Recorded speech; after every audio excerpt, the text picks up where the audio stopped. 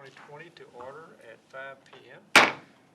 Session. Let me call the roll. Councilmember Nakamura. Here. Mayor Pro Tem Lindemood is not here today. He's out of town and won't make it back. Councilmember Wheat. Here. Mayor's here. Councilmember Dodson. Here. Councilmember Kelley. Here. Councilmember Reagan. Here. And we have a full agenda for our work session. 6 items to discuss, then our standard one for regular agenda items. So we're going to have to either whiz through this or not get through. I'm not sure which. I know you want to get through. So we're going to go ahead and start with the recreational fee. Good evening, Mayor and Council. Lisa Escobedo, Director of Parks and Recreation. And this presentation is a follow-up discussion from the fee presentation on July 21st. Staff was asked to assess the recreation instructors, classes, and programs that have been impacted by the pandemic and the possibility of providing a 10% discount to these instructors and programs. This is a listing of all the indoor and outdoor classes and programs that were held in the month of June. This chart shows the amount we would refund to the different impacted programs to compensate for the 10% discount due to COVID just for the month of June. So a little over $5,000 would be refunded to these instructors. Okay, and this chart is a representation since COVID began per month if a 10% discount was assessed through the rest of the 2020 fiscal year. Please note that some of the amounts July through September are estimates due to the uncertainty of registration through those months, because it does vary from month to month.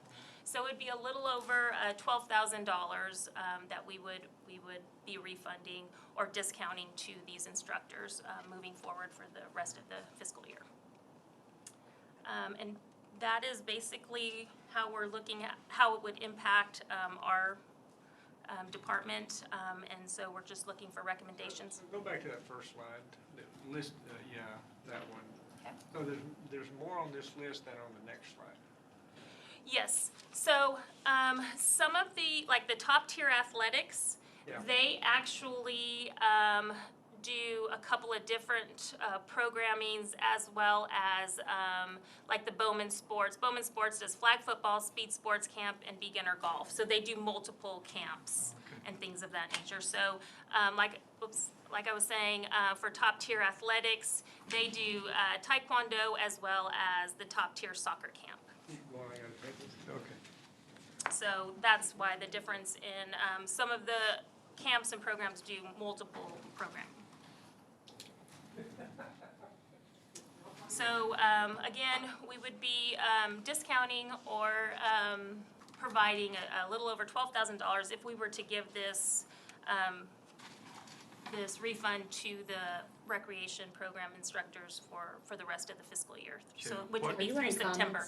Lisa, are you wanting our opinion? Just a little direction if Sure. this is what you want to move forward on. Right.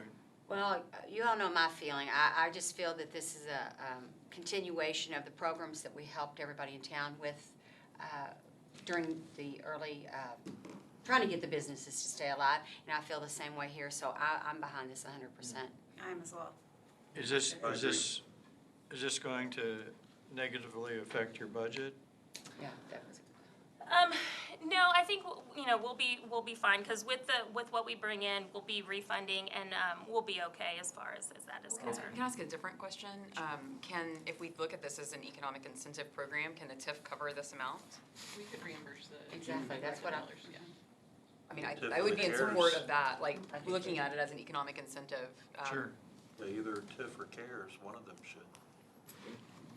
So I don't want to make love- Lisa's department, Yeah, I- struggle. No, no, I I definitely don't want that. No, none of us Well, do. no, I think that Had would to be a get a good number. place for it to come from. Well, is it possible to use the funds that we got from the county? Yeah, the CARES That money, are absolutely. related. Yeah, that's what Chuck was Oh, mentioning. Yeah, I'm that's sorry. what yeah. it That checks would, out. yeah, Okay. that would work. No, I think we should use that. Yeah, let's do that. Yeah. Yes. I think We're it should happen. ideologically distant. Very good. Just And so we'll document. do this through September. Yep. And then go back to the regular percentage moving forward for the next fiscal year, Great. starting in October. I like that idea. Yes. So then just work with Adrian and Kyle then to get your forms through there so he can process it through that. Okay. We'll probably do it through the TIF because we've already submitted reimbursement for our CARES Act and that paperwork's already been submitted, but there's other things that we can submit for reimbursement for. Thanks, Lisa. Thanks, Lisa.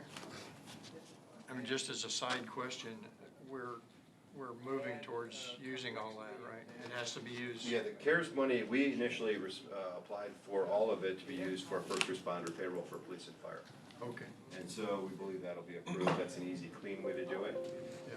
It more than covered the 1.4. Great. Oh, okay. Which Yeah, which so you'll see. there was not, we weren't looking for expenditures to seek reimbursement for. It more Okay, than covered. that's good. I Okay. think the mayor's wanting us to hold off. So what you'll see at the end of the fiscal year is as part of your end of year transfers, you'll have your normal operating surplus, and then you'll have that funding reflected as additional surplus.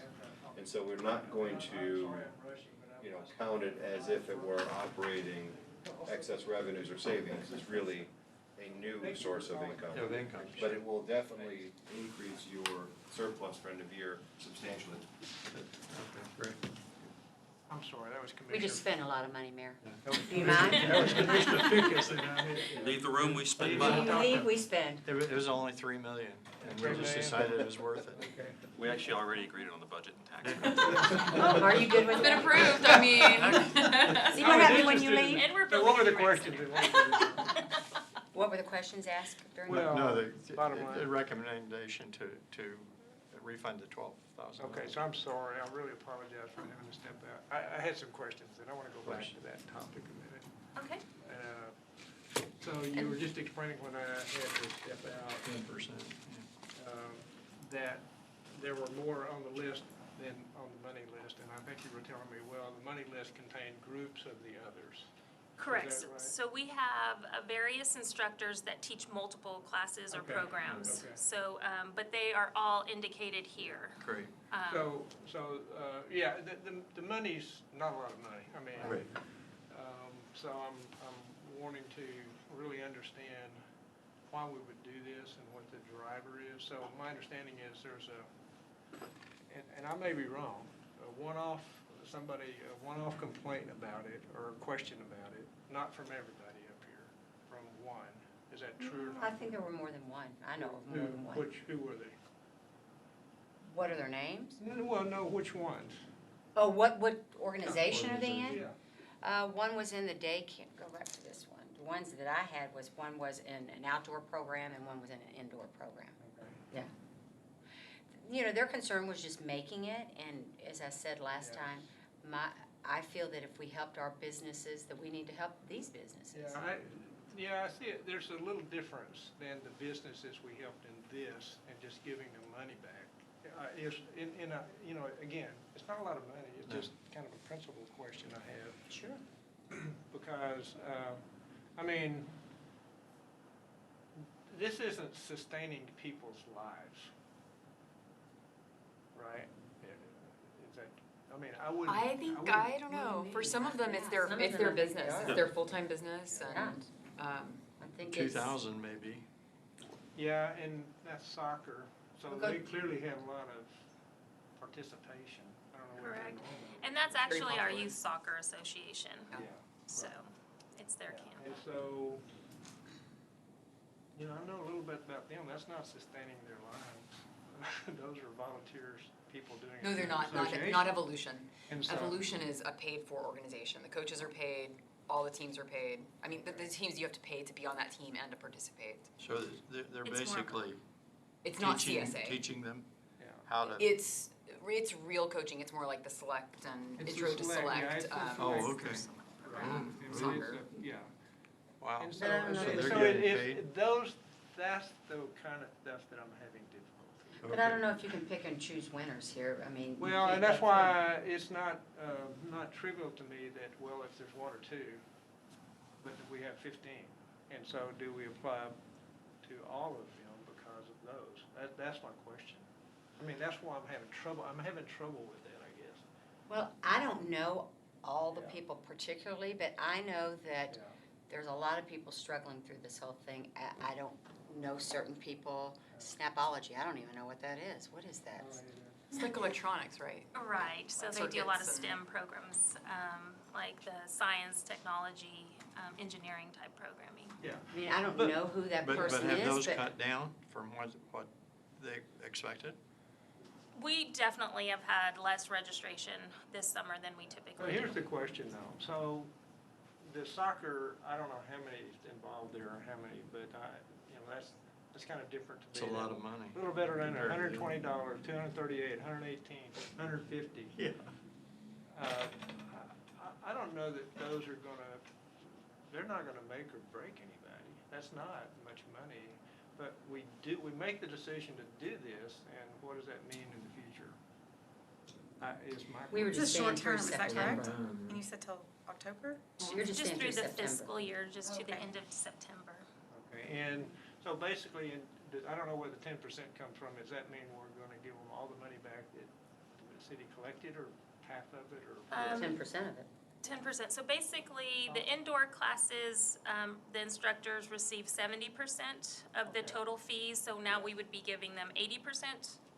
And like the outdoor classes receive 80% of their total they'd fees, be and we getting would be 90. Yeah, giving them 90%. so it's not 10% of what we collected, it's another 10% on, that they would receive overall. Correct. And so we're discounting our overall structure fees. Now, so, fine, this is one thing. Now, the other conversation that we had the other night was, okay, what do we do ongoing? And I heard, and you presented some data of what our fee, we were talking about Our fees. fees are basically Right, lower. So that's where I'm Yeah, going with this. yeah. We didn't address And that. I thought our fees were, Well, you've got them, we were one of the lowest. you've got them on the last slide. Oh, do you? Yeah. Okay. Actually, it's not in the presentation, but Yeah, it it's was the in presentation. your, It's It's in our your package here. packet, yes. And so, to me, Here that may they- be more important than this Here they are. one. This is a one-off. Yeah. And so I'd ask, you didn't Were know eight. at that time how many was indoor and outdoor. Oh, do you know that now? Typically, what we've heard from the cities is they just do a flat fee per, Right, it doesn't matter. But a lot of them get Yeah. 75, Yeah, so, 25. but we're one of the lowest. yeah. And We so I don't see changing I don't think that I'm personally not looking at this as an ongoing thing. Okay. I'm personally looking at this as everybody needs a little help right now. Yeah. That's what I'm looking at, and we had, and again, I didn't get anybody from Snapology email me or anything Yeah, like that. yeah. Or any of those, but I know that everyone is feeling the effects of it. Yeah. And so they had, I think if one of them tested positive, they had to cancel a class Yeah. and numerous things. So I just feel that if we helped our brick and mortar businesses, I feel that we need to help these. I don't think that, especially, looking at our fees compared to the rest of the cities next year, when we're hopefully back to normal, we can Yeah, go back to yeah, normal. okay, I understand. Right, But the I'm amount of sorry, money's not that much, but it's the fact that Yeah. we're, So. We listening value to those them. businesses the same way we value our Yeah, brick. so, That's exactly what I so we'll feel. have a discussion of executive session that, we'll talk about then, not now. It's Good. not about this, but I think there may be a related principle, that's what I'm concerned about, so Okay. we'll talk about it. Okay. So Good. Mayor, Right. also, something we discussed as you had stepped out is, we discussed using TIF funds to cover this as Yeah. the same way we did for other economic incentive programs that we used in the spring and the summer. And that's what we discussed, and I guess we voted on while you were gone, but, but that was the approach that we discussed. Okay, yeah, And hopefully okay. you, I'm so that the sorry, Parks I didn't Department wanna- doesn't take a hit. I just that- wanna get my thoughts out. No, they're good thoughts. I mean, So Mayor, are you interested in changing the compensation percentage in the For future? Is that what you're saying? ongoing, no. No, Not on. okay, I don't think any of us in here were. Yeah. okay, I mean, Yeah. I was nobody just- indicated that. okay. But if y'all wanna do this, fine, I don't wanna do it on ongoing, I didn't. No, we No, don't. right. No, We this just said is certificate. it was a one-time. One time. Okay, thank you. Thank you. Because of the Okay, problems. the certified tax rule. A very interesting conversation. Is putting it lightly. A few people have lost a How little much bit of time do we sleep have for over this this. conversation? Thank you, Mr. Mayor and Council. I'm Kyle We should Lester, probably make him go after you. Finance Director. Today we have two items relating to fiscal year 2021. This first one is kind of procedural in nature, truth in taxation. requires that we formally present our certified roll and tax rate calculations to the city council.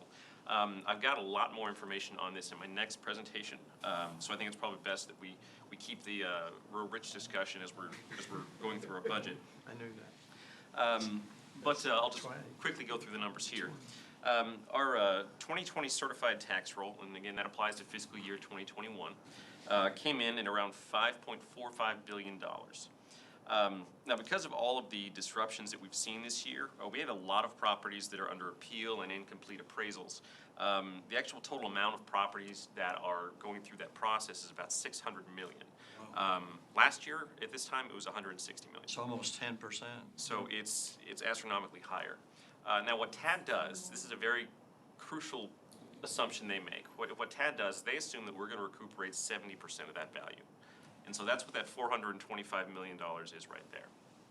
So they're going to assume that we're going to keep $425 million of the $600 million that's under protest. So we then add those together, and our projected assessed valuation is $5.88 billion. Not a large change this year. As you'll see in my next presentation, that's about only a 0.7 increase from last year. As last year we ended with an assessed value of about $5.84 billion. We did have new construction of about 72.8 million, most of that in residential. And again, of course, that change over the current year's valuation is very minimal. Our TIFs in the aggregate increased by almost 3% for a final combined valuation of $450 million. TIF 1, adopted in 1998, is valued at $435 million. TIF 1A actually saw a slight decrease. This was adopted in 2012. Is appraised at $15.66 million. Factoring all those in, it looks like from the calculations we get from the comptroller and the data from TAD that our ending estimated net taxable value decreased about 0.8% from the previous year. That's factoring out new growth. So the no new revenue tax rate, as mandated and as calculated, is about 1/3 of a cent higher than our current tax rate. That would be 0.310644. The voter approval rate is 3.5% increase on that for a rate of 0.320118. We have a lot of questions for TAD and a lot of data we're trying to filter through. For now, later on this evening, we are recommending we propose the no new revenue tax rate. That's the proposed rate really just represents a cap on the rate that we can adopt. We can always adopt lower, can't adopt higher.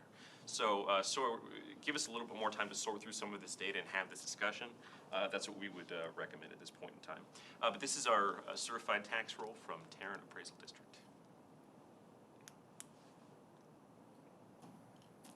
If you'd like to. So those numbers, given the TAD numbers as they stand, they're higher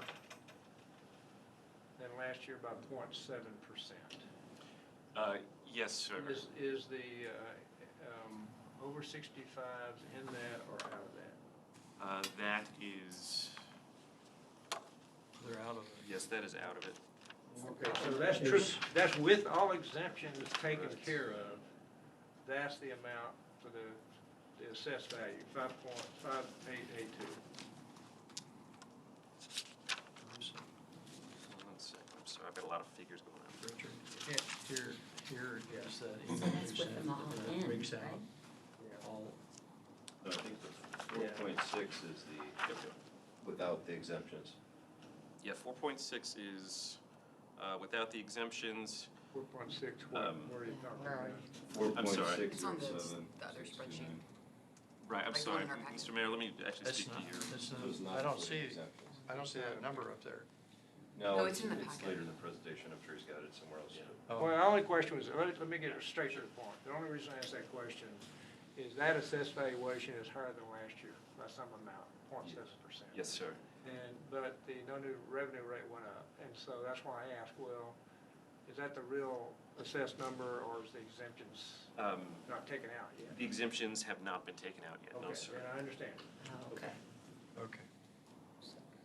And the exemptions are 1.2 billion. 1.27. Right, so you take the exemptions out, and we don't have with the exemptions out, our assessed valuation is less than last year. Correct. And again, that 70% assumption is a pretty big figure that factors in. I've asked them where that assumption comes from, as I don't believe that assumption has changed for a long time. And I But haven't even been if you able threw to- all 600 in there, if the exemptions are still in that number, you said the exemptions are 1.3? 1,275,000,000. Oh, wow. Okay, so it'll still override change. that additional dollars, so Yeah. it'll Well, still be the under. exemptions last year were 1.209 billion. I mean, I don't So, care. well, what I'm saying is, if you make an assumption that it's more than 70%, our margins are pretty thin. That does make quite a bit of a difference in terms of, is it Sure. a Yeah, but slight all I'm going- decrease or a slight increase? Yeah, all I care about is, no new revenue rate should go down if your assessed values go up. If the assessed values go down below last year, no new revenue rate's gonna go up. Our Yes. no new revenue rate has gone up, Yes, so sir. our assessed value has got to go down, so I'm just trying to get straight. If that, even if you add 600,000 instead of the 425, add the whole thing, full value, assume they get no reductions, right? Then the 1.3 billion of exemptions will still drive you under last year's value, even at that. Again, no, I think that if you make an assumption that this full 600, and I did the math on this earlier today. Sure. That it does make that marginal difference. Let me put it to you a bit like this. Our appraised total net net taxable value, with everything in, increased about 42 million. Now, 72 million is new construction. Right. So what that implies is that our actual existing values decreased, and new construction is putting it up a little bit for that slight increase. But then we have to take out our, to factor in for that no new revenue tax rate, new construction gets taken out of it. Oh, that's right. So Okay, that's so- kind of what's So the 5882 does have new construction in it? 5882, yes, sir, that does. Okay, so that's gotta come out. And at the same time, your exemptions went up 66 million. From Yeah. last year? Yeah. Okay, Yeah. I'll just say this, I don't wanna take too much time because we have too much to go over. So, we're still under the, understanding, we have a lot of questions we're trying to look at, all the numbers, making sense of the numbers, it's gonna take us a little while to do that, we're not gonna get that done today, that's what, Right. it's what you said. Yes, sir. So we Right. do have a resolution on our agenda tonight to pass the proposed tax rate, which is the no new revenue tax rate. Yes, And sir. what's troubling me and George is that it's higher than the current rate we have. That's why all this discussion, those that are watching about what assessed value becomes very important. Yeah, We're trying to what is understand 2000, what's Yeah. 2020? What is the number? three, What's rate your Our rate George? currently, 30, 0.30 something. 306. What's the tax rate? Yeah. 3068. So it's not much different, but it's different. It And is- so it it's is a higher. principle that's really critical here It's that we want to 0.2% understand. So when we get to that resolution tonight, I think we know we will not go over the no new revenue rate, Exactly. period. What we will be talking about is do we go under it by what we have today, just leave it the same. And so what I would propose when we pass the resolution, whoever makes the motion to pass it, to approve it, is just say, we want to make that resolution that that number's going to be the maximum, Tax rate. maximum that we would approve. We Right. could, Change, yeah. we'll allow ourselves to go under, but we won't allow ourselves to go over. That's Then great. that positions us, then we can take our, or have more time to understand what's going on. Get more data. Figure out how do we. Have really- more data too. Yeah, have more data. Mr. Mayor? And when does TAD finally certify whether that 70% holds or not? August, isn't it? That's- End of August. I don't think it's gonna be that Later. quick. Is it before the adoption of our rate? I do not know. I don't think I I think it it's was. usually in September, Jerry. Okay, so the reason I bring that up is because that's an important distinction, Mayor. Yeah. Because then, whatever TAD does, as long as it's before the end of our fiscal year, Yeah. you may have a situation where you have a rate to formally be adopted, and you are at TAD's mercy that they have not finalized those numbers yet. And Yeah. so, you could have, again, a margin of error within TAD that the 70% doesn't hold. Yeah. And it could take you either way. So Yep. having that statement tonight gives everybody more time, including Yeah. TAD, to get closer to that Yes. definitive number. Yeah, But knowing it's the max is a very clear, Yeah.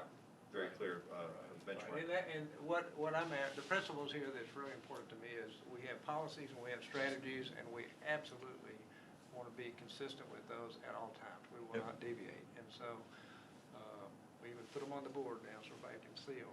And so that's all I'm after, because I've said many times to citizens when I talk to them that what we gotta do as elected officials and staff is build trust with citizens. That means you explain exactly what you're doing and why, and you do it. You don't mess around, and so I'm trying to be very careful with that. Absolutely. Our citizens appreciate that.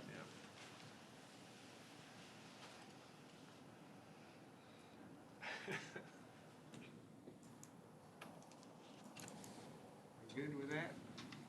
Yes, sir. Okay, great, thanks. Ready to dive into the proposed budget if you are. Okay, thank you again, Mayor and Council. Kyle Lester, Finance Director. This is our second presentation of the evening in regards to our FY21 budget. The next several slides will take us through some of the broad financial points of our proposed budget and field any questions you have. So I'll begin tonight by reviewing, again, property values, but I'll get a little bit more into some of the calculations. Hopefully that might, at the very least, paint kind of a clearer picture of how these work. I'll then move on to an overview of proposed revenues and expenditures by fund for our four major operating funds, general fund, utility, drainage fee, and the debt service fund. And then just close by summarizing some information and talk about some highlights to keep in mind before walking us through the next month or so of the budget process. So the first thing I have for you is continuing discussion on our property values. Again, because of how our rates have worked out this year, I think it's important to sort of walk you through how we get there. The actual tax calculations span about 8 pages. I've simplified them as best I can. The next slide has a lot of numbers on it. We're going to go through them as slowly as we need to. But again, as we go through it, 2 main points that we're going to focus on here. As we all know, the estimated net taxable value has decreased from last year. And part of the reason is attributable to how much our exemptions have grown. Okay. So here at the first sort of half of that chart there, I've got our FY20 taxable values and how that calculation worked, and FY2021, how that calculation's working.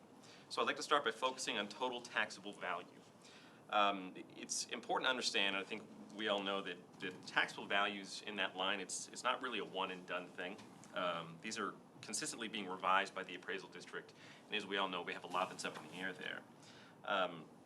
So we're just comparing July's snapshot with July's snapshot last year.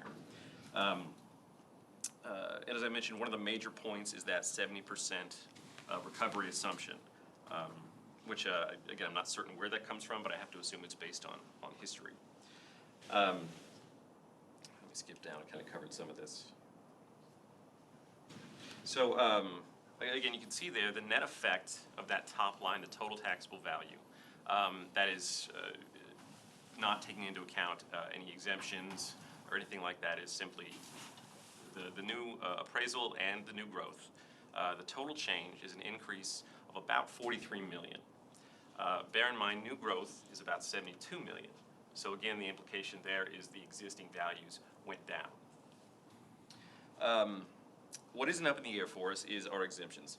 The largest exemption category for pretty much every city is the over 65 exemption. This is where the value on property that carries that exemption is actually capped the year that you qualify for it. So accordingly, our tax ceilings have increased by 5.5%, or $66 million. And this is actually significantly lower than the exemptions increase that we saw in the past 5 years. The major difference that we're seeing here is that our actual reappraisals aren't enough to offset that. So we then come to a net taxable value that is about 0.5% lower once you take into account the exemptions from FY20 and FY21. Some other deductions we have, of course, are our TIF. The TIF values increased 2.8% overall. TIF 1, again adopted in 1998, increased by almost 3%. TIF 1A, which was amended or adopted in 2012, decreased by 1.1%. So factoring those out is where we get that net taxable value of $4.156 billion, or a decrease of about 0.8% from the previous year. Now, I'll walk us through a little bit on how to get to the calculation for that no new revenue tax rate. The first thing we do is we take that $4.156 billion and we look at how much of the new growth is not in the TIF. So this is going to be non-TIF new growth. $70 million was non-TIF new growth, most of that residential. And so we take that out, and that leads us to the 2021 reappraisals. Those would basically be the existing values. And that's about $4.086 billion. Now, Tad got, I guess, looked at the how much our base values got for us within the past 12 months. And they've certified to us that that was $12.69 million. So that's the revenue target that we have to deal with when we're trying to back into what rate we need in order to reach that target. And so if you do the math on that, that's where we get the 0.310644. After that, we do have, so we took out the exemptions, the actual value of exemptions. We do get revenue from both the new growth, which we'll put back in here, and then from properties that have been frozen. And so we put that back in there. Our total revenue would come up to about 16 million, most of which is in the general fund, for basically a total increase, all attributed to new revenue of about $260,000. And so we'll be sure to come back to this, of course, as we go along and have all of our questions. But that's a basic overview of how that calculation pans out. So- You did a good job there, by the way. Non-TIF growth, you mean new construction, non-TIF new construction. Yes, sir, non-TIF new construction. So, George, go ahead, I'll get Yeah. mine after you. That's okay. How does the 16 million compare to 2020? 16.034. So we're gonna actually have a slight decrease in our debt service fund. It's again a quirk of their calculation that I kind of, let's not get into that right now. Know that. It is probably a marginal increase. I would guess about $200,000 somewhere in there. Okay. We were at 15 something, I think. That's what I thought. 15090. 15090. Yeah. So, That's just general fund. yeah, so just me and Jerry talked a lot about this, we have different opinions of it, but up there at the total taxable value, what TAD is supposed to be doing for these numbers is, as of the end of the year in 2020 is when, that's the point at which you assess value. So think about what was going on. 2020 is a booming year economically, booming year. Everything was going up, including property values, which, by the way, are still going up. But this shows, so if you look at the change over the years, so when we were talking, Kyle plotted that for us. Change from year to year on taxable asset value for the city, and it was up here. From last year to what they're proposing now, it fell off a cliff.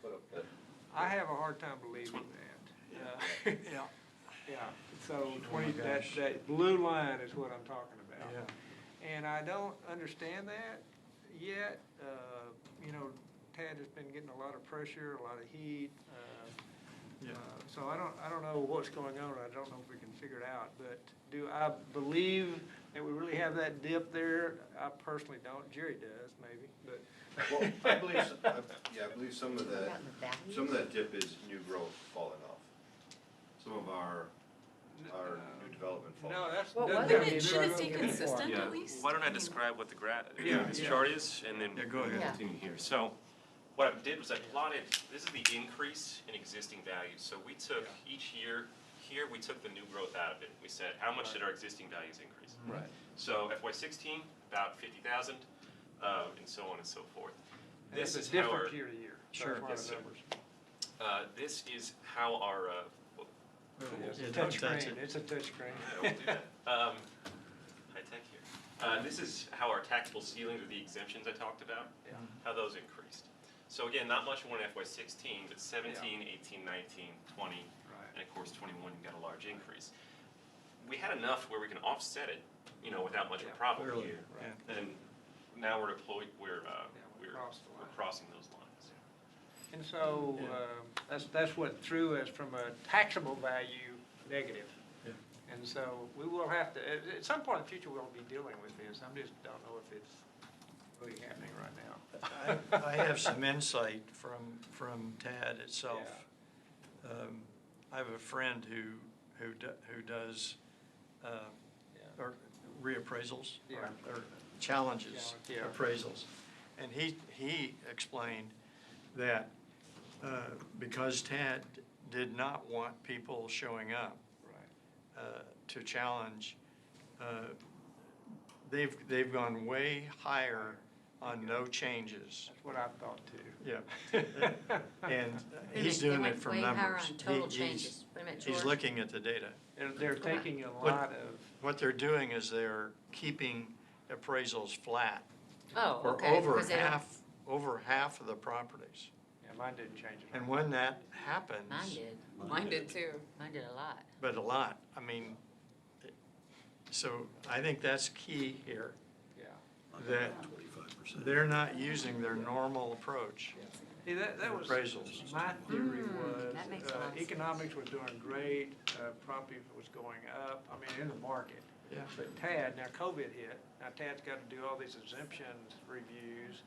They can't even meet with people or don't choose not to, so they just they do it easy, just take the hit. So Which so we, I people mean, won't we take challenge the it. hit. Yep. Mayor, just to comment though, you have a lot of factors going on right now. Yeah. One is that the increase in property values has been declining for the last couple of years. Now, it's still Yes, positive, right. it's just not as positive. At the same time, that your exemptions as a percentage of the total valuation have been going up. Yeah. And the last 5 years, Yeah. your exemption numbers have been growing double digit. And so this year they didn't, but those other years. And so a higher percentage of your taxable value is in exemptions.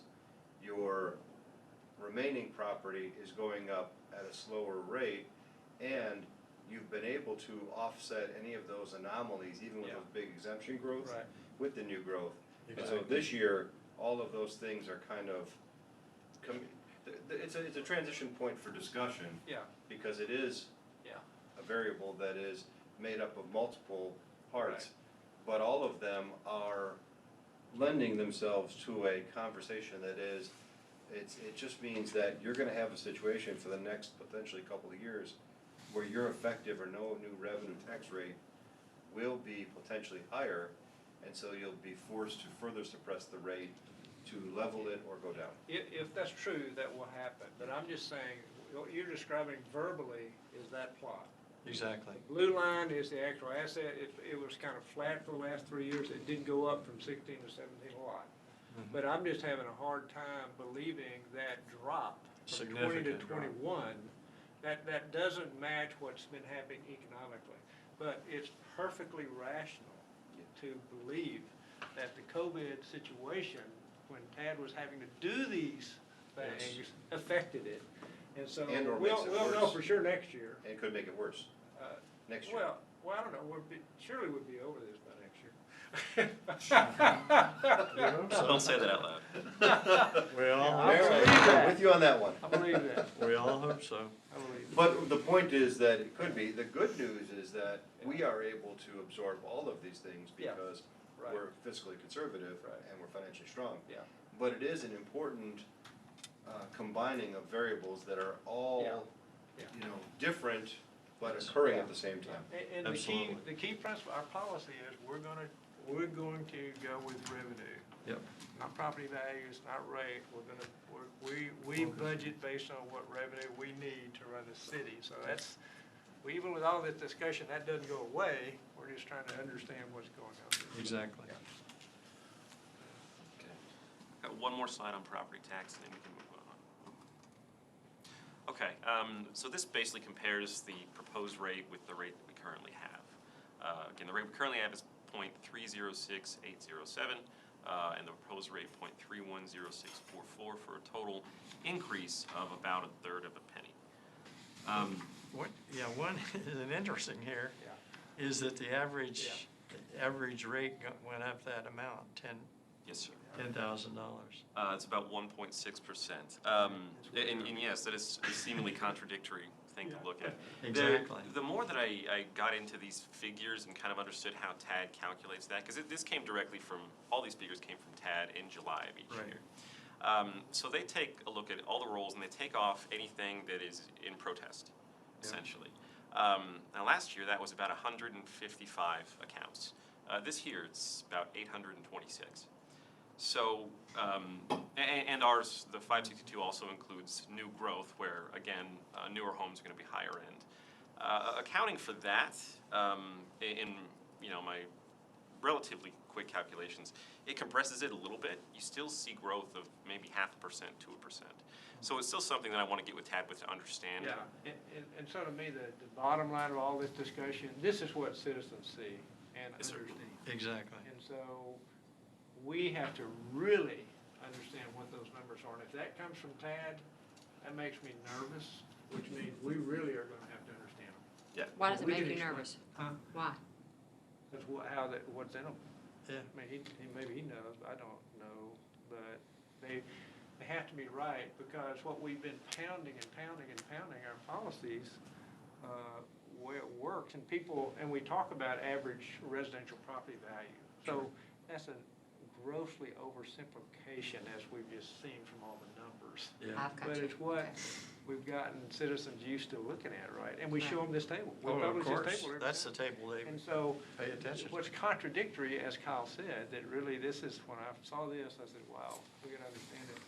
Property value, average residential value went up and tax rate went up. So our average homeowner will look at that and say, well, Taxes property went up. value went up and you charge him more taxes, that's not constant revenue. That's a right. problem.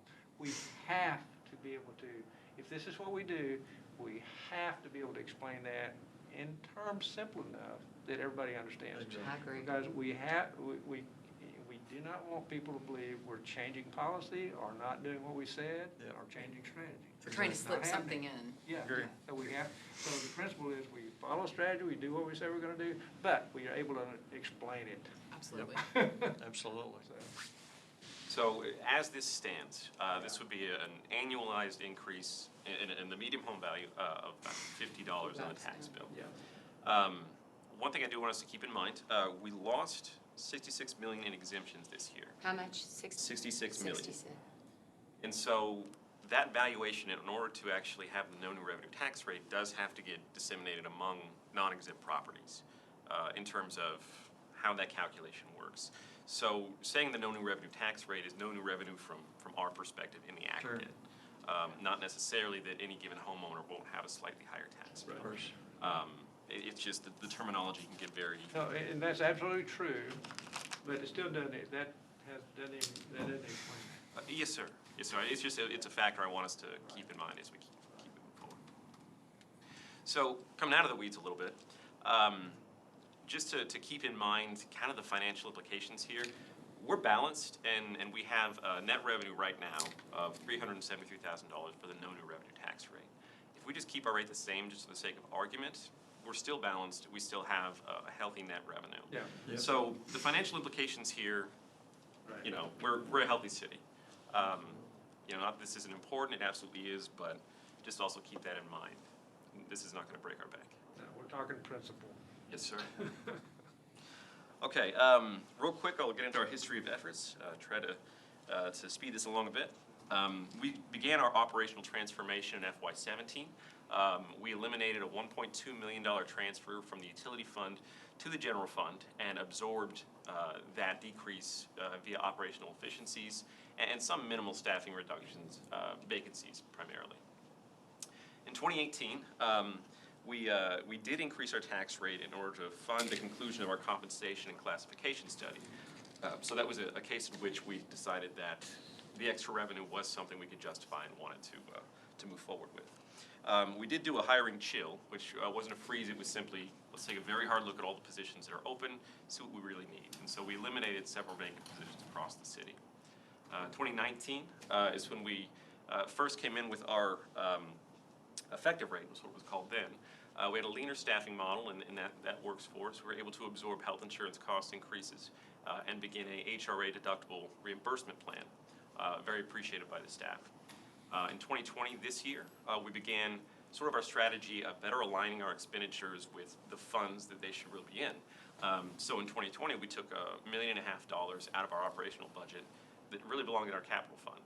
And so that's one of the things that really helped us in that year. And of course, we continued our operational efficiencies and absorbed cost increases. This year, we're continuing our trend on the no new revenue tax rate, wherever we land on that. Again, I've also taken a look at our use of our restricted revenue. Hotel motel tax had been underutilized really since we'd gotten it. And I believe that CEDC also had some room and justification that we can move some of our more forward-facing departments that really advertise the city over into those funds. So that helped create some room in the general fund. And then, of course, our health insurance was mercifully flat with FY20. Amazing.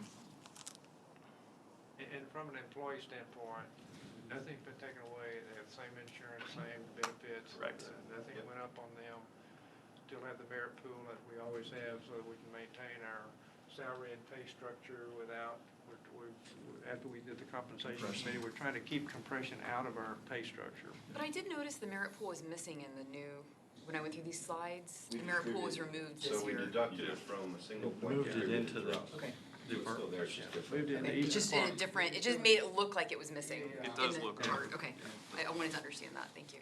That's why I wanted to comment on that. That's not clear, that Yep. zero in that one line. Right, it made it look like it was missing. I've got that in a few slides. So here's our basic 5-year forecast as we currently stand.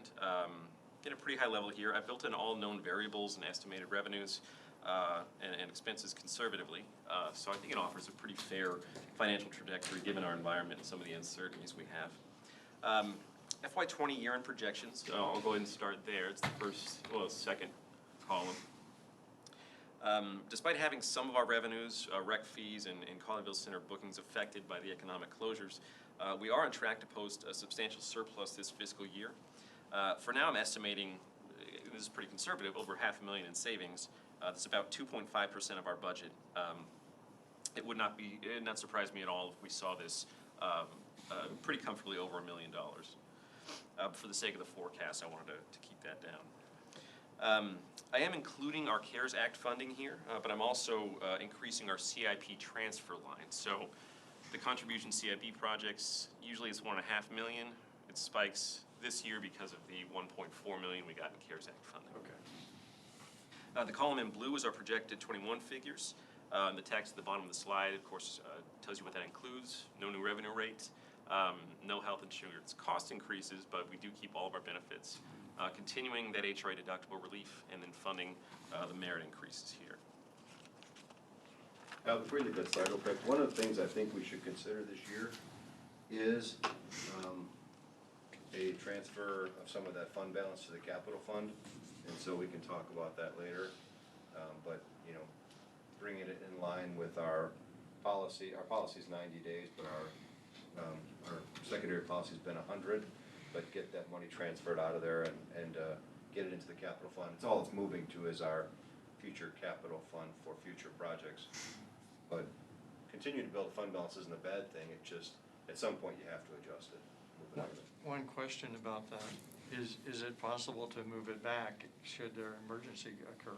Sure, you can do that at any We can do it time. whenever we want, right? Traditionally, you know, at that time, if you do it though, just like if you're using fund balance, it would be deficit spending. But Oh, so I too, understand. but so too would it be if you did it from the fund Of balance, course. and so, yeah. But that's in 07, 08, 09, that was done all over, and so yeah. Yeah. Because the mid-year hit was too late to adjust. Yeah. Okay, I appreciate it. So we'll move forward to a quick breakdown of general fund. What difference does it make since the CIP is there? It doesn't. The reason it makes a little difference is that it gives you a truer identification of your CIP funds.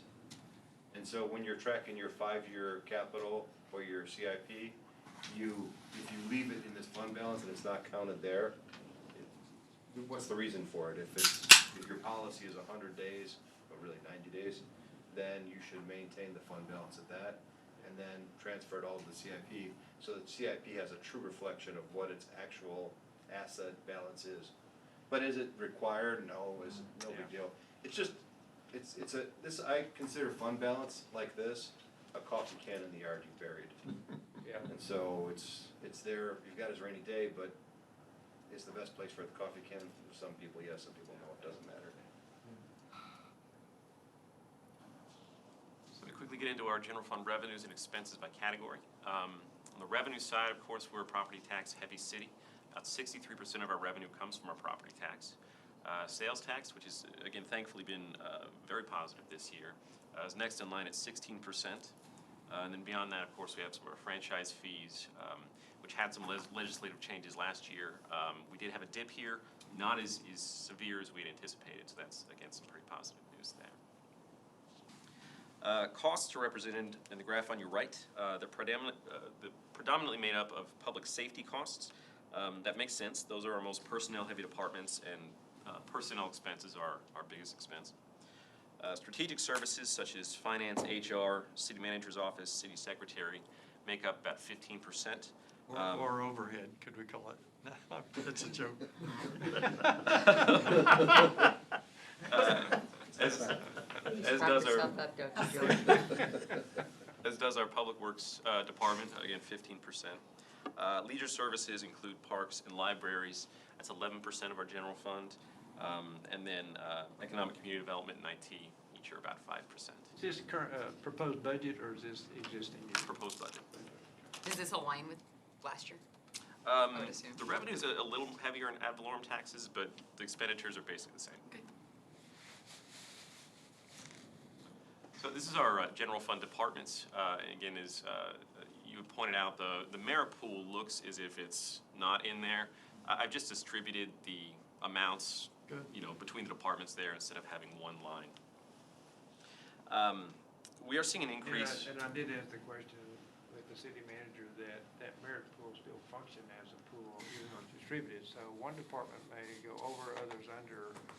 So, because that's a problem for small departments, you can't force it into everyone. Well, it's also kind of a concern, right, in theory, that maybe that money gets allocated somewhere else and then it's gone from the merit availability if you don't just have it as a merit pool, but I trust you guys. Yeah, The employees are gonna keep you honest, right, so. the total merit is calculated across all the platforms, but the distribution looks at evaluation. And so if you have a group of, in a department, you could have a tougher evaluator Yeah. that suppresses those evaluations.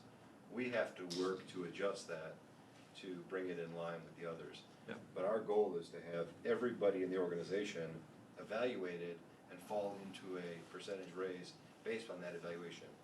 And we're getting better on that every year. Yeah. But there's still adjustments that have to be made because you have different levels of evaluation being given. What's the reason for this change, like from an accounting perspective? Just to have a better idea of each department's To show the overall cost expenses? where it should be. Okay. Show the real cost within the real department. I'm not an accountant, so that's why I'm asking. So in total, we're looking at an increase of about $290,000. The majority of that is from those merit increases. We do have some, it looks like some large decreases in departments. I want to really quickly speak to that. I mentioned utilizing some of our more restricted revenue for some of these costs. In particular, hotel, motel, and CEDC funds came into play here. And so that's kind of what you're seeing here. The two primary areas, speaking to in particular hotel, motel, the two primary areas that we can use that money for is anything that advertises our city, and then any expenses related to bringing people into Colleyville. And so looking at the two areas we have in our general fund that really qualify for that, the first would be our communications department, who's built to advertise for our city. And so we moved personnel costs over in the hotel motel fund there, where they're appropriate. And then similarly, the one type of event that we are 100% certain brings people into our city are our weddings. And so looking at the approximate percentage weddings make up of the total Colleyville Center events, we applied that percentage to some personnel there as well. And we're able to move that between hotel, motel, and CEDC, sort of explaining the large decrease in those line items. As we go along each year, I'll continue to look for ways that we can utilize those funds. Restricted revenue can be a little tricky, but this is something we're getting a much better handle on. Yeah, one of the points that's worth making is that our hotel motel tax, our hot money, is substantially building. And so I think our balance is right under 500,000. That sounds about right, yeah. And so that's, consider, we have one hotel and it's been open, I think, 3.5, 4 years. And we've used that money for Stars and Guitars and other big events. That's pretty amazing. And so utilizing this in a little bit more, annual way for some of these areas is a good idea. Makes So sense. we deal with the very question that was surrounding hot money when it was created, which is what a city's gonna do with it. What was the driver for the street reduction? Yeah, that's what I'm. Utility and stormwater. Yes, you were getting just a little bit ahead of me. No, we did have 2 employees who currently are allocated to street maintenance and engineering. Engineering's also got a little bit. The bulk of their work actually is done in drainage and utilities. And so we aligned their funding source with their job duties, which again decreased the general fund budget for those 2 line items. Good. So this ends my summary for the general fund. If we move forward to the utility fund. Again, a lot of numbers, I apologize about that. You can see our budget increases from the $17.555 million in FY20 to $17.925 million in FY21. The majority of this increase is a net increase in our Tarrant Regional costs. Additionally, we, staying on the topic of Tarrant Regional, we anticipate receiving, on average, about $450,000 in that true-up every year. And so I went ahead and budgeted for that to come in and then for that to come back out and move into our capital funds, just so we can show that we're actively trying to account for that. And as you know, the TRA costs are the only variable cost the city has, as we actually recover our expenses through the water wastewater base rates, which remain static from month to month. If I can direct you to the top right corner there, I've broken out the city expenses. Those are just the expenses we control and that we pay for through our base rates. The direct costs are set to increase about $327,000. Biggest reasons here are due to the merit increases and some of the position reclassifications that we mentioned on the general fund slide. Why did at 6.9, the yellow numbers Yes, sir. in 21 are all smaller than 20? Is that because of how the true-up was handled?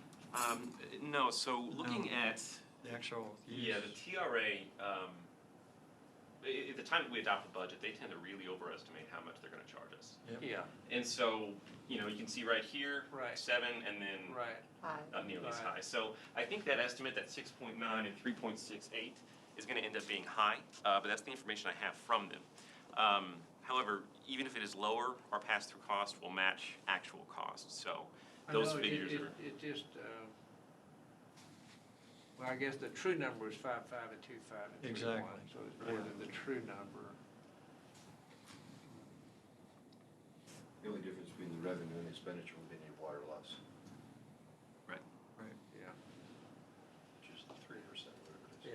yeah. Yeah, it didn't. So I went ahead and broke out our, the city cost versus the TRA cost, so we can just see how much Okay. percentage-wise that makes up. We usually hover around about 40% of all the costs in that fund, and the TRA is somewhere near 60%.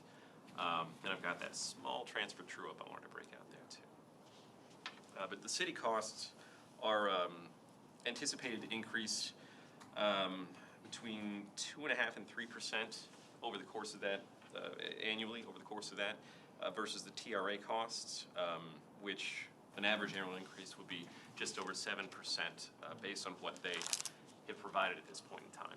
Yeah, that's phenomenal. It really is that we're controlling at that level. So there are some increases that we're looking at in this fund, and in order to fund the budget, we'd have to look at some increases to our base rates. The water rate increases would range from 12 cents to $1.19 per bill, depending on what size meter our customer has. Wastewater rate would be increasing by $1.23 per bill. We're continuing to discuss our CIP rate, so I've really just put in the rates that have come out of the last iteration we have from that CIP model, but I know those are completely up in the air at this point in time. Stepmom. Yes, sir. And real quick, just not to put too fine a point on it, but just to make sure everyone watching understands, our volumetric rates, those are pass-through charges for water and wastewater for treatment services by the Tarrant Regional Authority. Those are not rates that we directly control in-house. It's driven by the operating budget for Tarrant Regional Authority, their debt service requirements, that's the big one that tends to change, and of course the usage. We're about 22% of their total customer cities. Is that staying about the same? It is. Okay. So again, projected rates here, subject to change as they always change between now and November when we get them. But some relatively substantial increases forecasted from the TRA at this point.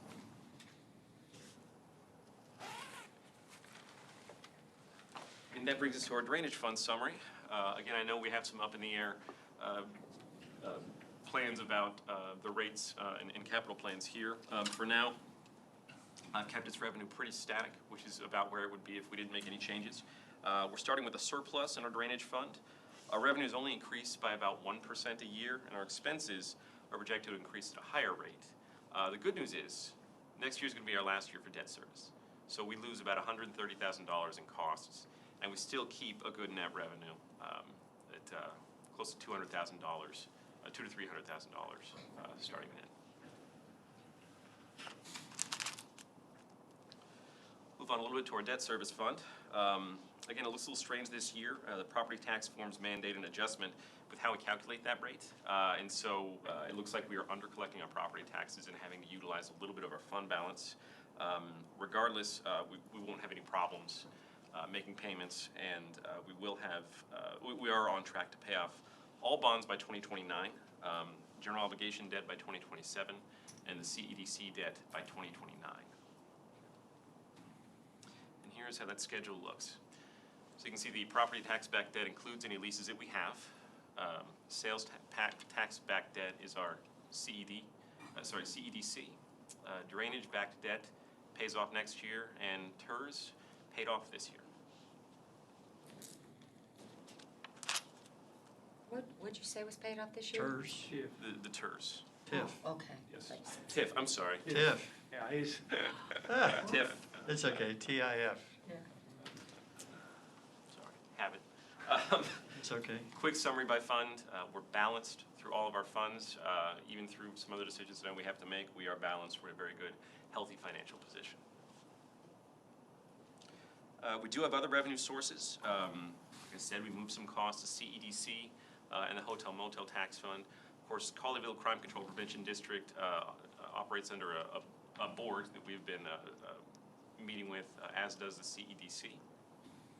We have several other special revenue and capital projects funds. We generally use those special revenue funds for non-recurring costs, and of course the capital projects funds as well.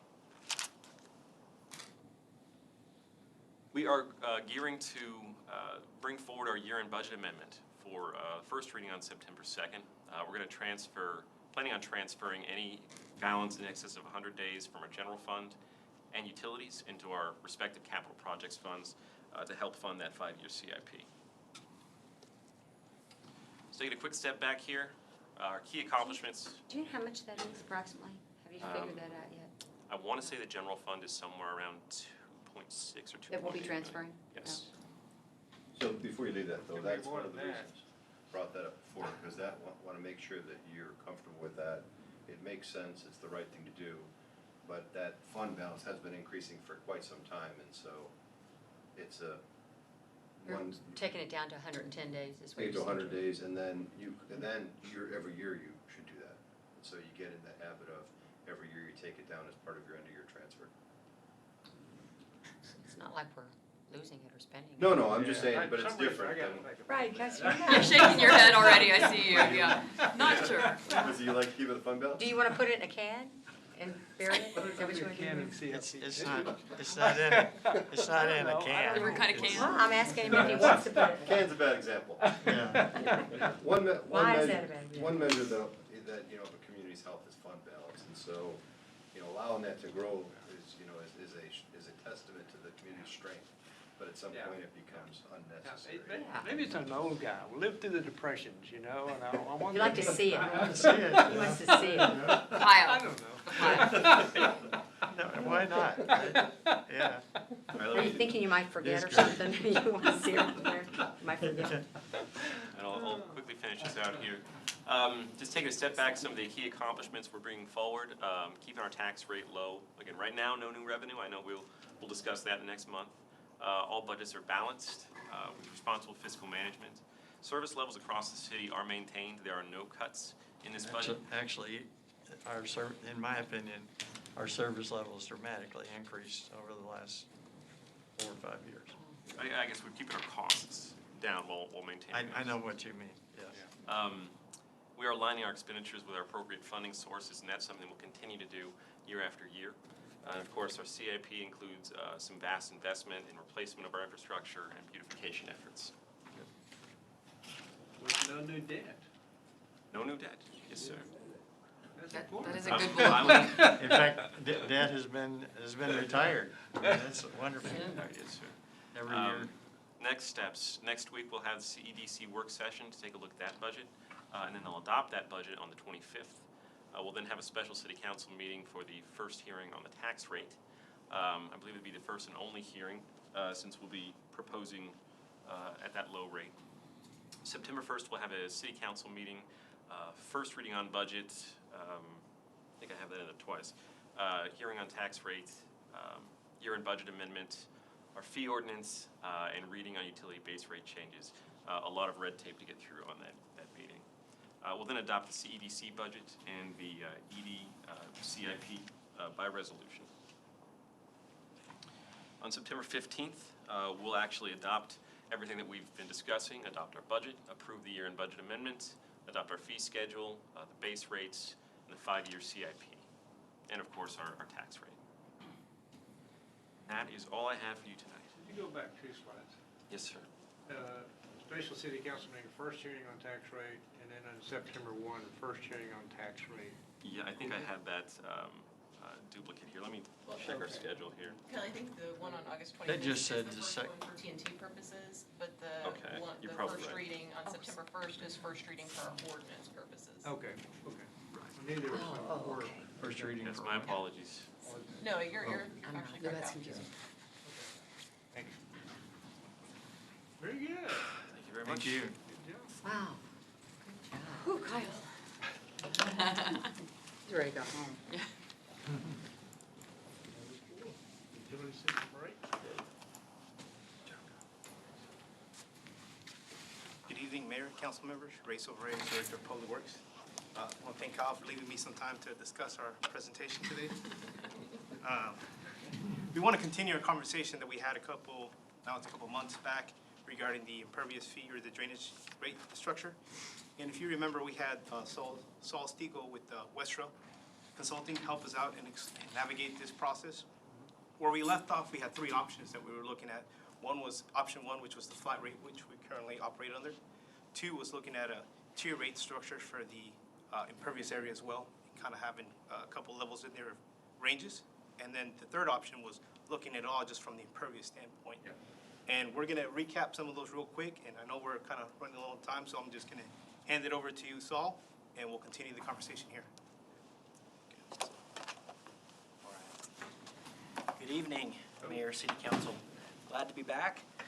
So we're going to move right on. I'm going to give you a quick recap. We're going to review some of the discussion topics that we discussed last time, answer some of the questions that you had, and then we're going to talk about next steps and some considerations for next time. So as you know, the purpose of the utility is to provide additional revenue source for stormwater projects, stormwater CIP projects, operation and maintenance of the system, and for some TCEQ requirements for the Clean Water Act.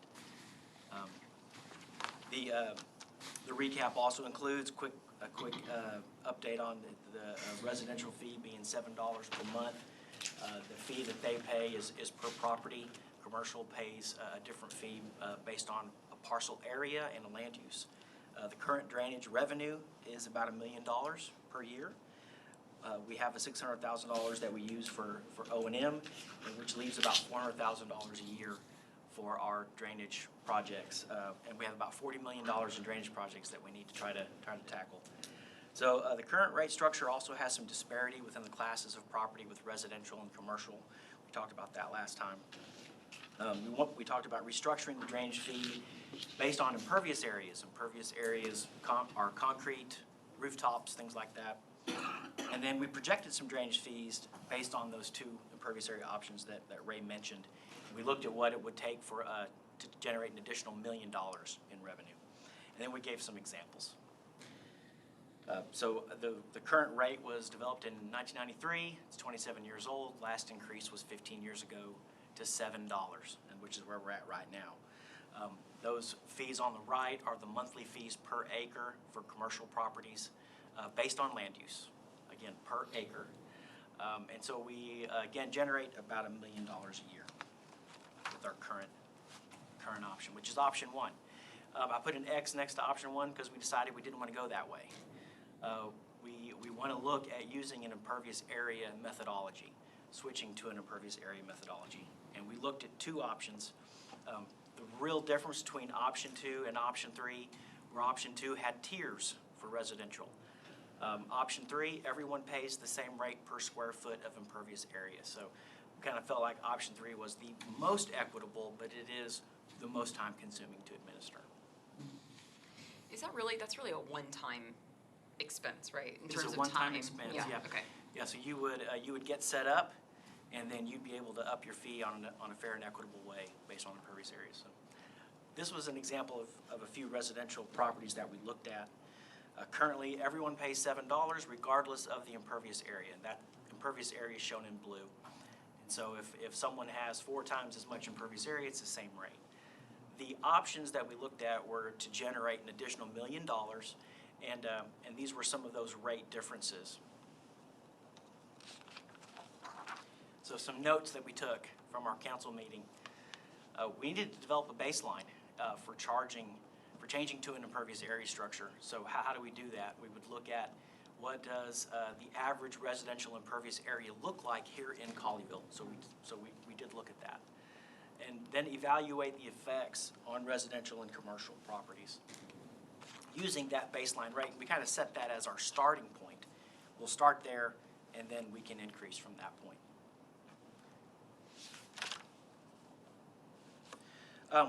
We also discussed communication, how important that is, that everyone understands what we're doing, that it's clear and understandable. We need to be sensitive to timing. The current economic conditions are conducive to that. We need to be cautious using the term tier. So we want to discuss that some more too. Do we want to use a tier system? We don't necessarily have to do that.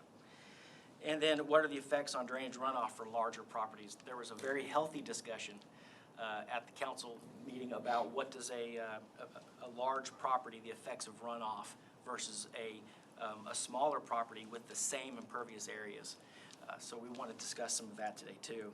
And then considering a phased approach, maybe charging $1 or $2 and adding that each year instead of just applying what we need immediately. So this was our sample area that we talked about in June. We looked at a sample of the city, which included about 400 residential lots, about 50 commercial lots. And the median residential area for this area was 20,000 square feet. That's a typical residential property. Of the 400 we look at, the average or the median was 20,000 square feet. We had looked at average, but it was really skewing high. So we looked at the median instead. No, that was one of my questions, why you use median? Because some of those larger properties were trending that a little high. 7,800 square feet was the average. About 7,200 square feet was the median. And then when we plugged in 7,000 square feet, that made us revenue neutral. So to me, it meant that that's exactly revenue neutral. So That was the number we used. Revenue neutral on the third option. Revenue neutral on the third option, that's correct. Yes, sir. So we used 7,000. Why is that meaningful? To be, I didn't understand Yeah. the rationale for it. It also- Revenue neutral, so what? Yeah, it also made the math very easy to understand. I'm going to be straight up, yeah. The median was 7,200 square feet, and we felt like that's the 50% mark. That's where, right in the middle But the average of the was data. 78. The average was 7,800. And if I go ahead and do that, you'll be revenue negative. So you'll actually be net negative revenue. If you go ahead and do what? If we use 78. Use 78? Yeah, if we Okay. use 7,800 square feet. So we used 7,000 square foot because I felt like that was really the Well, revenue baseline. negative at the current rate, Correct. so who cares? I mean, we're gonna change the You rate. could change it. That's right. That's right. Yes, sir. Yeah, I don't know, yeah, I'm not sure why we care. The reason I'm, because this is just data, right? Yes. From a statistical standpoint, medians, average is representation of the data, and median can be easily skewed. Exactly. In Okay. my world. I like it, I Yeah. like it. The average? Yep. Okay. Well, we used $7 for 7,000 square feet because it's $1 per 1,000 square feet. It just makes it real easy Yeah. for everyone to understand. So we'll make note But of the that. But to reason me, we it was went more through this, the reason you were asked to go through this exercise to try to, hey, what's the average for Colleyville? What's the average impervious area for Colleyville? And so Yes. I have to take it from that, the average is 7,800.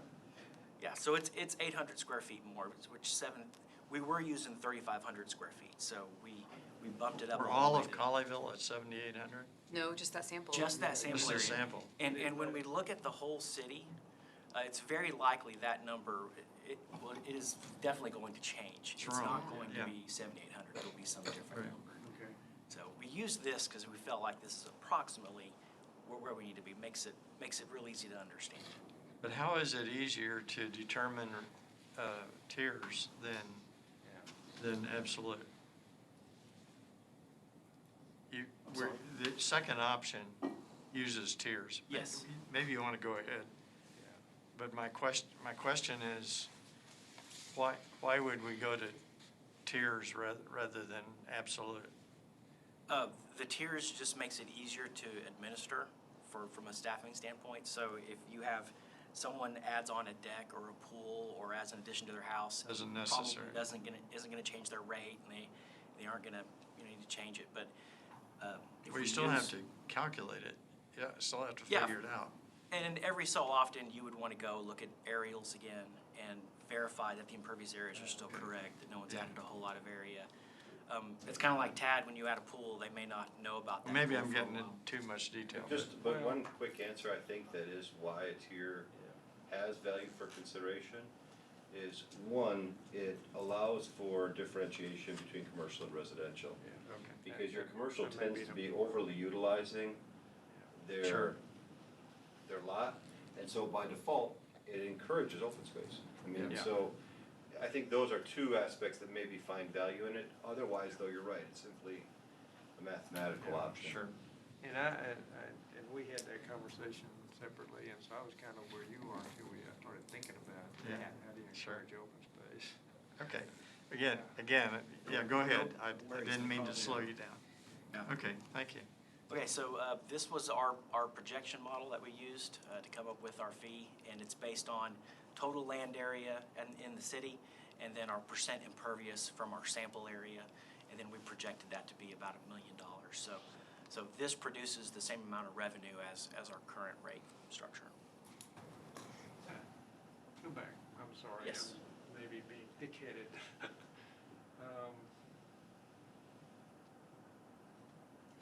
Is there any, are all we looking at, I don't think that's appropriate English. Is the only thing we're looking at impervious area? There's no benefit for having open space on your property in these calculations? This is currently, yes, just open space. And I'm going to get into the explanation of the impervious area and why we charge based on that versus pervious area as well.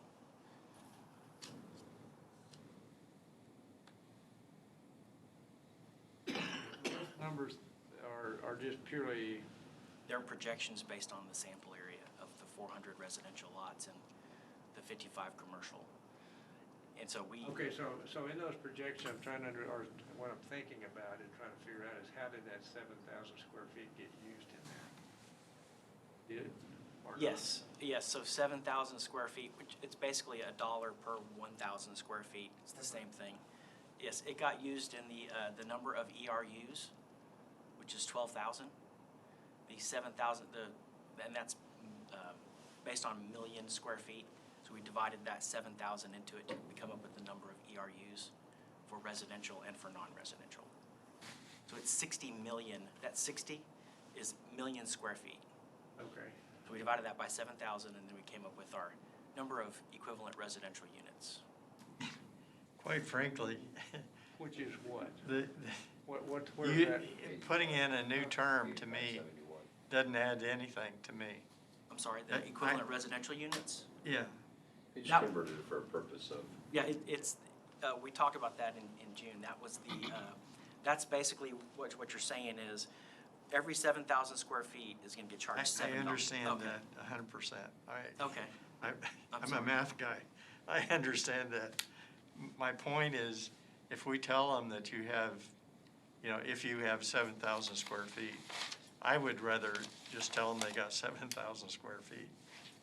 But anyway, go ahead. I think ERU just adds confusion for my sake. But anyway, go ahead. it's one of the common ways that, I can understand as it gets to a tiered approach, how you need to use that, but we're calling that the equivalent residential unit, which implies there's a relationship to reality. And I'm still thinking average in the city, when you're talking And to that's- citizens, I don't know how to explain this other than, hey, take Colleyville. Yep. What's the average residential impervious area? 7,000 square feet. And so the only thing I'm struggling with is I'm not sure that's the right number. Maybe it doesn't matter. And the 7,000 is only in our sample area too, so we didn't. Yeah. We know that. But you did the sample area to extend to the whole city. Yes. So there's a series of assumptions we're making. yes, sir. I just want to make sure that assumptions are accurate enough to, close enough to reality that it makes sense. That's Well, all I'm saying. yeah. And because you're keying on money. I'm not keying on money. I'm keying on reality of what's there. Exactly. And so to me, reality is the average impervious area for that sample area is 7,800. And I don't care, at this moment, now there may be a reason, I don't care if it matches what we charge Yes. today or not, but that's the average impervious area. Does that make sense what I'm concerned about? Yes. It does to me, definitely. And then, We'll need to know all of that before we Yeah. come up with a price, in my opinion. so, I'm happy to say sufficient to say that, well, we're using 7,000 right now. That may or may not be the number we use. That's correct. But your approach is what we're trying to I get at a understand. strategy that makes sense. Okay, I see. So I see. Yes. I'll shut up for a minute. Okay. No, it's fine, it's fine. It needs to be clear and understandable, Yeah, that's for right, sure. yeah. So we use the 7,000 square feet and the $7 per 7,000 square feet, which is $1 per 1,000 square feet equivalent. So this makes our baseline structure revenue neutral, so $1 million being our annual revenue. Each $1 of monthly rate would generate $145,000 in additional fee, which is similar to last time. So the residential projected revenue and the commercial revenue at $1 million gives you about $400,000 per year right now for our CIP budget. So if we didn't increase it, we'd have $400,000. But if we do these incremental increases here, so if we take our rate from $7 to $18, increasing it by 11, that would generate an additional $200,000 for our CIP budget. No, it would- Or, No. 2 million, I'm sorry. No, $11 would generate 2 million. 1,600,000. 400,000 right now, you're correct. 1.6 million would be Yes. what Oh, Thank you. okay. additional. Subtract. 2 million would be the total Yeah. revenue. Right, I'm a math guy. Thank you. Okay. So what we did was we looked at some of those options compared to our baseline. now that we have that baseline set. So the 5,700 square foot of impervious area, they would pay $5.70. 20,000 square foot of impervious area would pay $20. And the third property, 8,900 square feet, would pay $8.90. They currently pay $7. So to have this as our baseline, you would have some properties that have a reduction in their fee and some properties that have an increase. Again, because it's revenue neutral, that's the way it's going to be for commercial and for residential properties.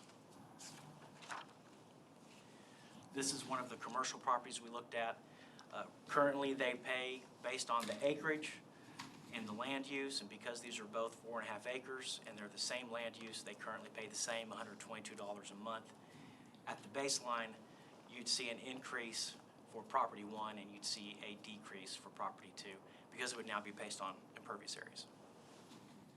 So I don't know if you said this overtly, I think you implied it when we talked earlier about this potentially being a phased approach, but I think it's probably helpful to mention again that the strategy here on going to the baseline, as I think the council talked about, this is going to be such a dramatic change for citizens if we change methodologies, that year one, you might just go for the revenue neutral approach where you change strategies, not with an attempt to collect additional revenues, and explain that strategy, and then in years 2 and beyond, potentially begin to increase based on that new baseline strategy. Phase in the increase. Correct. And that way, the first year when you're explaining it to folks, you're not explaining a strategy change and an increase change. The only challenge with that is that you're explaining it twice.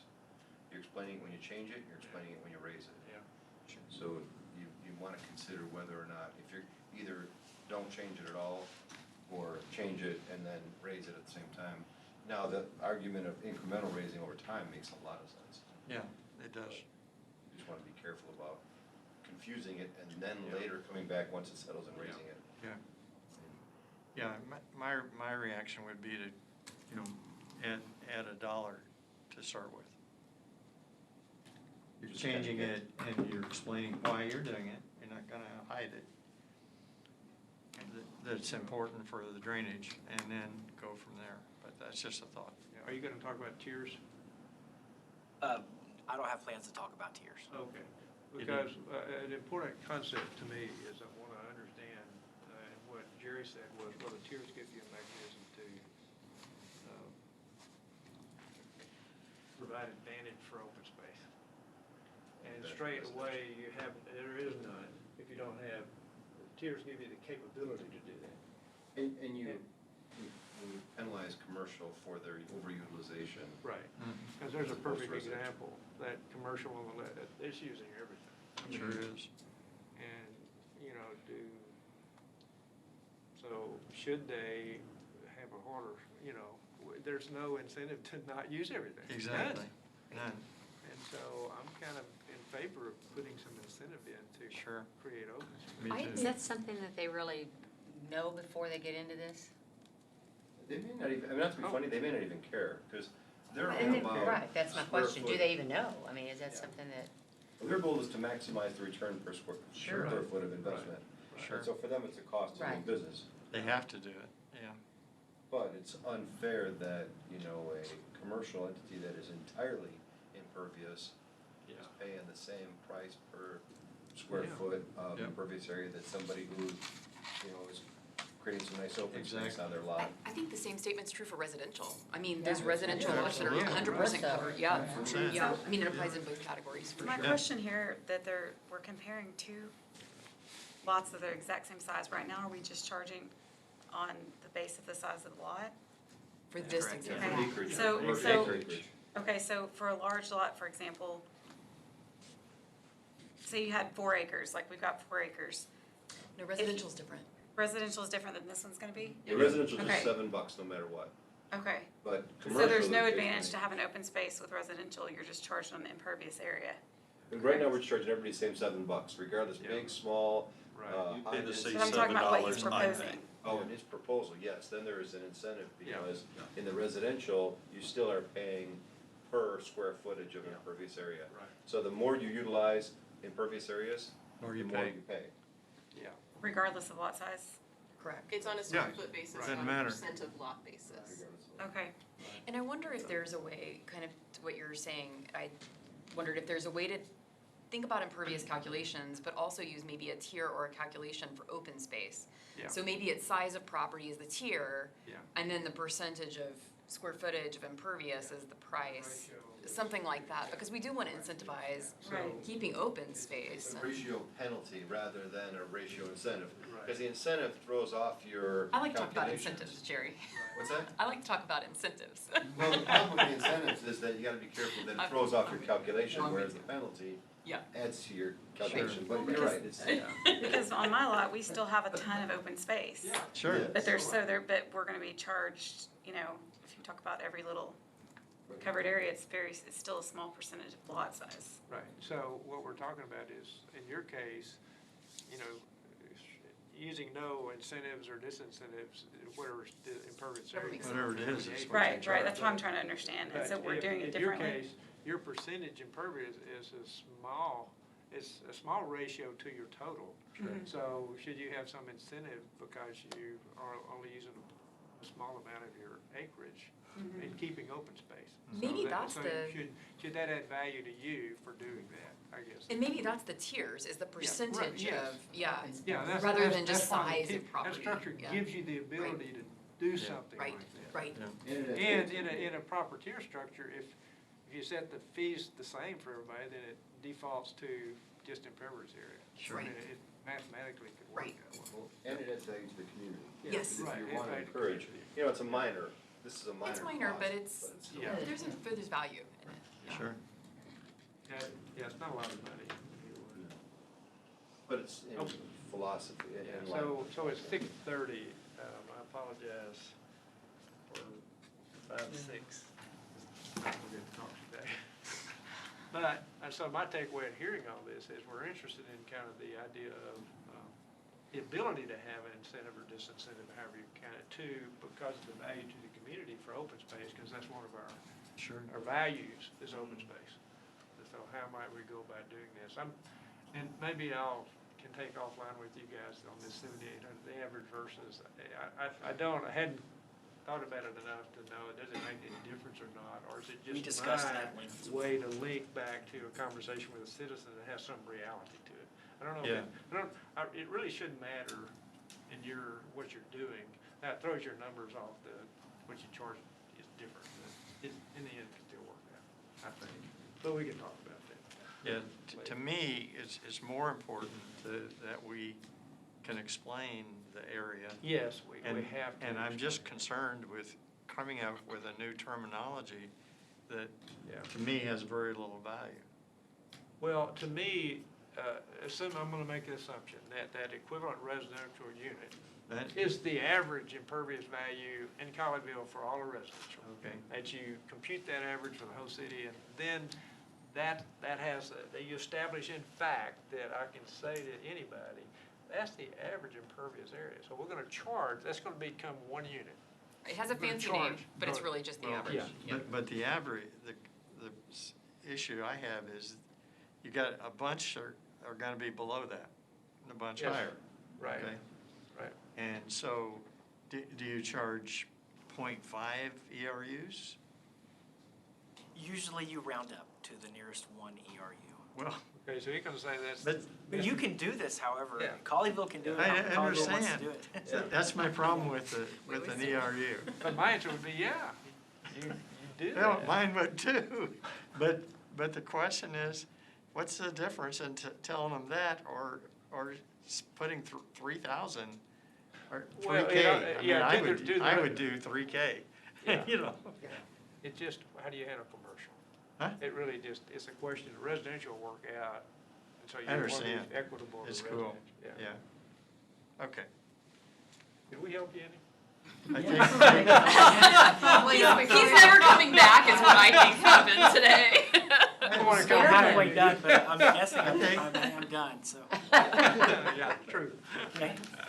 I think we Thank need maybe a more work session. dedicated I time agree. because it's I agree. significant. Sounds Right, yeah. complicated. Have some other type of It shouldn't way be to that discuss. complicated. We need a longer Yeah, period of well- time. In this, I am gonna go through Longer impervious period of time. areas and pervious areas as well, open space. Okay, yeah, the idea of how these tiers would work and how do we get at Yeah. that? It's gonna We have a talk about couple Maybe the slides open in there. Oh, space. do you? You're not done? Yes, We no, still have, we're like half, I'm only halfway Halfway done. through? so we, Stop. Like halfway through, yeah. we can dedicate another work session. I think we had in mind most of the Yeah, questions you were asking. yeah, I think we will, and we need to make sure we provide the time to get you through this section. I'm sorry, Yeah. but I gotta stop, I gotta go to executive. Sure. Thank you, well, I appreciate it, so, I apologize to the fleet management and land development codes and stuff, we'll have to talk about that later. We need- Tonight on the agenda, by the way, the blue bonnet stuff will stay on the table, we're still working on that, getting closer. We can talk about that when we get there. For 6A and 6B, there's been information provided to council that came in Yeah, after. for the six, fact. yeah, Thank some you. additional information. Thank you, guys. Thank you. We'll see you again. So with that, I'm gonna close the work Hope he session comes back. at 6:30. We're moving into executive session in accordance with Texas Government Code, Chapter 551, Subchapter D, Section 551.071 legal, Section 551.072 real estate, and Section 551.087 economic development. We're now in executive session. Mayor, Yes, Boo? if you all feel like you need an extra night to have more time to discuss that, you've got 2 nights where most of everybody that is on the CEDC board is booked for the next 2 Tuesdays that are off council weeks. And those CEDC meetings aren't particularly that long. So you could potentially, when you know a good chunk of you all are already gonna be together, stack something up. I was thinking about it too, the CUCC is gonna be short, I would think so too. yeah. So just